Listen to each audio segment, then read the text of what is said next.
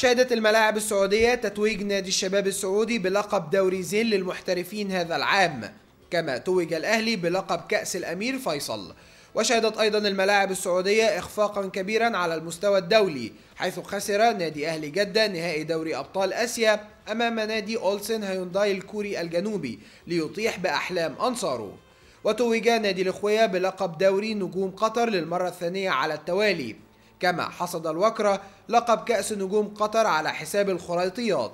وقاد القناص السعودي ياسر القحطاني فريق العين إلى منصة التتويج في دوري المحترفين الإماراتي لكرة القدم قبل 3 جولات من نهاية المسابقة ليحقق اللقب العاشر في تاريخه.